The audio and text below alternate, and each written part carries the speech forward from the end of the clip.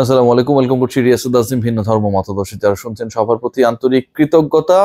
Champions trophy উপভোগ করতে গেলে ট্রফিতেই আপনি লাইভ দেখার সেরা স্বাদ পেতে পারেন with Bengali and English commentary. Innings ব্রেকে রয়েছে পুরস্কার জেতার দারুণ সুযোগ। কুইজের উত্তর দিয়ে কে জিতবে প্রথম সেমিফাইনালে, India Australia?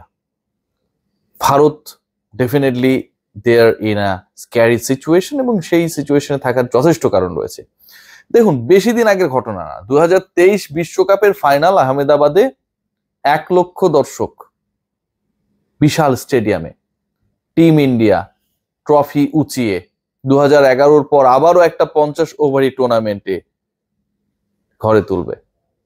Australia captain Pat Cummins তিনি বললেন যে আমাদের টার্গেটই হচ্ছে এখানটায় এই 1 লক্ষ মানুষকে চুপ রাখা। অস্ট্রেলিয়া শিরোপা জিতে নিল। আবারও 50 ওভারি আইসিসি ইভেন্টে মুখোমুখি দু দল, এমন একটা সিচুয়েশনে এখানটা থেকে যে কোনো একটা দল ফাইনালে যাবে, ইদার অস্ট্রেলিয়া অর ইন্ডিয়া। এই যখন সিচুয়েশন, তখন ভারতকে নিয়ে অনেক প্রশ্ন, এবং এই প্রশ্নগুলো হওয়া খুবই স্বাভাবিক। আমাকে অনেকেই এই কন্টেন্টটা করার জন্য নিশ্চয়ই গালিগালাজ করবে। একটা দল তার প্রত্যেকটা ম্যাচ খেলেছে একটা পার্টিকুলার ভেন্যুতে, সো সে একটা অ্যাডভান্টেজেস পজিশনে রয়েছে। আমরা যদি অভিবাসীদের হিসাব করি, যারা দুবাইয়ে বা আরব আমিরাতে কাজ করে বা বিভিন্ন সূত্রে রয়েছে, অজিসদের তুলনায় ইন্ডিয়ানসদের একটা বড় আধিক্য। পুরো নীল জার্সিতে পুরো গ্যালারি ভরে যাবে। ইন্ডিয়া অথবা অস্ট্রেলিয়া, যেই দল হেরে যাবে সেই দলের টুর্নামেন্ট শেষ, ফাইনালে যাওয়া হবে না। এবং এই এত বিতর্কের মাঝখানে আরো বড় বিতর্ক হয়ে দেখা দিয়েছে যে ভারতের সাথে সেমিফাইনালে খেলানোর জন্য দুই দল কি, ভারত নিউজিল্যান্ড ম্যাচটা তখন পর্যন্ত শেষ হয় নাই, আইসিসি সাউথ আফ্রিকা এন্ড অস্ট্রেলিয়াকে উড়িয়ে নিয়ে এসেছে দুবাইতে। লাহোর থেকে, মানে করাচি থেকে দুবাই, দুবাই থেকে লাহোর, প্রায় 4000 কিলোমিটার জার্নি করেছে South Africa team for no reason. Australia South Africa দুই দলকেই প্রিপেয়ার রাখা হবে দেখে আইসিসি উড়িয়ে এনে দুবাইতে রেখেছিল। ফাইনালি যখন ডিসাইড হলো যে অস্ট্রেলিয়ার সাথেই সেমিফাইনালে মুখোমুখি হবে টিম ইন্ডিয়া, তখন হিসাবটা দাঁড়ালো যে দক্ষিণ আফ্রিকার আসলে দুবাইতে কোনো কাজ নেই। রোববার দুপুরে তারা করাচি থেকে দুবাইতে পৌঁছেছে এবং এরপর দিন সকাল ভোর 4টার সময় আবার লাহোরে উড়াল দিয়েছে। এই যে 40 আওয়ার্সের একটা ধকল বিমান জার্নি, শুধুমাত্র একটা পার্টিকুলার দলকে সুবিধা দেওয়ার জন্য দুই দলকে স্ট্যান্ড বাই করে রাখা, এটা কোনো ধরনের নিয়মের মধ্যে পড়ে? প্রশ্ন উঠেছে।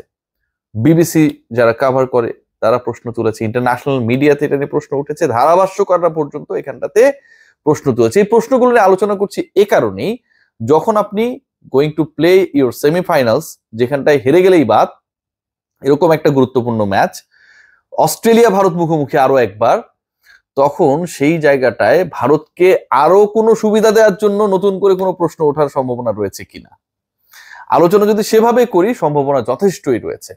এবং সবচেয়ে বড় প্রশ্নের জায়গা যেটা, সেটা হচ্ছে আমার কাছে মনে হয় যে এই ম্যাচকে ঘিরে স্নায়ুর লড়াইয়ে সবচেয়ে বেশি প্রেসারে রয়েছে কোন দল, এবং সেটা ডেফিনেটলি টু মি, আমার পার্সপেক্টিভে নো ডাউট ইন্ডিয়া।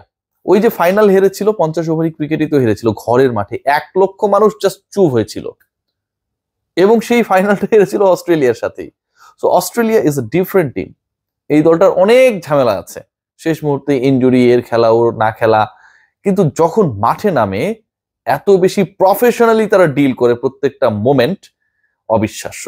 ইংল্যান্ডকে অসাধারণ জয়, ইংল্যান্ডের এগেনস্টে অসাধারণ জয় নিয়ে যে আত্মবিশ্বাসে টইটম্বুর অস্ট্রেলিয়া ভারতের মুখোমুখি হওয়ার কথা ছিল, সেটা আবার হয় নাই। পরের দুটা ম্যাচ বৃষ্টিতে ভেসে গেছে। সো প্রিপারেশন ওয়াইজ আমার কাছে মনে হয় অস্ট্রেলিয়া ডেফিনেটলি পিছিয়ে রয়েছে। আর টিম ইন্ডিয়ার সবচেয়ে অ্যাডভান্টেজের জায়গায় একই মাঠে খেলেছে, এবং লাস্ট ম্যাচে তুলনামূলকভাবে একটা সময় হালকা প্রেসারে উপরে ছিল তারা, বাট সেখান থেকে তারা দারুণ করে ওভারকাম করেছে। Let's see what happen, but আমার কাছে মনে হয় it's going to be a exciting game. এবং অস্ট্রেলিয়া আরো একবার যদি ভারতীয়দেরকে কাঁদিয়ে, গেলবার তো ফাইনালে শিরোপা জিতেছে, ভারত অন্তত ফাইনাল পর্যন্ত খেলতে পেরেছে, এবার ফাইনালি না যেতে দেয়, এতে অবাক হওয়ার কোনো কিছু থাকবে না। Let's see what happen. Take great care.